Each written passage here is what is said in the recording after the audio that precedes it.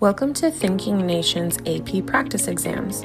Thank you for choosing us for your test prep needs. We are happy to support you. The purpose of this video is to walk you through how our testing platform works. The first thing I'd like to show you is the tutorial button that's located toward the top of your testing screen.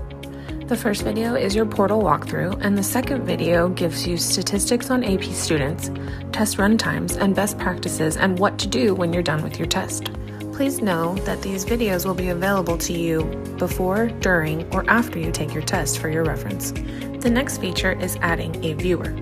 When you click this button, you will see the email that you provided when setting up your testing account. You can invite this person as a viewer of your scores and reports by clicking Invite a Viewer. If at any point you decided that you no longer wanted that person to be a viewer, you just click the same button. Now it says Revoke Viewer, and revoke their access. They will receive an email when you have added them as a viewer or have taken them off as a viewer. Now on to the test. You can see here that all 4 parts of my AP US History test are present on my dashboard. 2 of them are white and 2 of them are green. The white ones mean that the sections have been completed. The green ones mean they have not been completed. I'm going to go ahead and open the DBQ portion of my test, and then you see that we have a pop-up here for Grammarly or AI extension usage. The test cannot run with this extension, so if we just go up to the top of our screen, manage extensions, and toggle off Grammarly or any other extension you have there, refresh your page, and it will let you into your test. Here you can see all the documents that you have and everything you need in order to write your essay or answer your prompts. Something else to note here is that there is a timer at the bottom of your screen. That's just for you to be able to time manage for yourself. If that's something that you don't want to see, you can click the button that says Hide Timer to toggle it off or turn it back on, whichever works for you. If at any time while you're working on any parts of your test you need to leave and come back, you can click the Save and Exit button at the bottom of the screen. For AP tests that contain DBQs and LEQs, you can use the Start Essay button at the bottom of the screen, or you can click on the round button that you see in the top corner of your screen to open the box that contains your essay prompt. You can also expand the text box to expand mostly on your screen by clicking the square. Minimizing that essay text box will allow you to see what you've written and also look at the documents for any sources that you need to cite. I've gone ahead and written my DBQ essay, and now that I'm ready to submit, I will click the Submit button. You will get a screen that wants to confirm your submission. If you are ready, go ahead and click that green Submit button. You can now see that the DBQ section of my test is being graded live. As the DBQ section is being graded, I'm going to go ahead and show you the other 2 sections that are complete. I can see my overall scores, but in order to see the details of why I scored the way I did, I would have to click on the little report icon.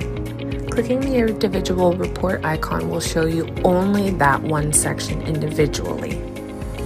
For written responses such as the SAQs, it will give you individualized feedback and how many points possible and your score.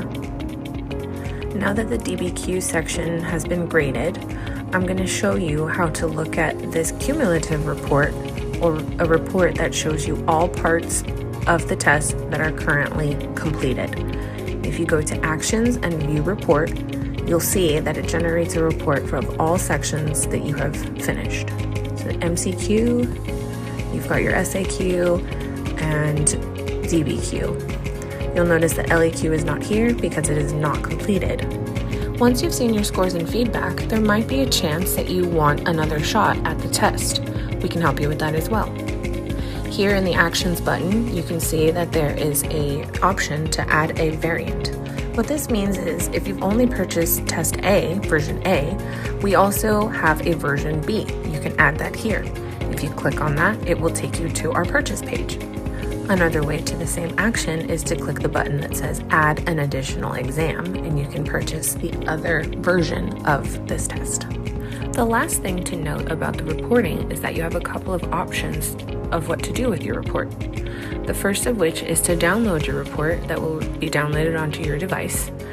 And another option is to share your report. You can enter an email of your classmates, teacher, tutor, parents, whoever you'd like to share your report with. This is optional. The last feature I'd like to highlight for you is our help desk feature. If at any point anything on your platform is not working the way you expect it to work, please feel free to click the button that says Need Help.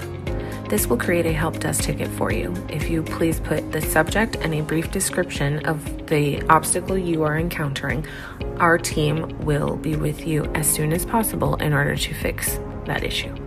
Thank you again for choosing Thinking Nation's AP Practice Exams. Good luck on your tests.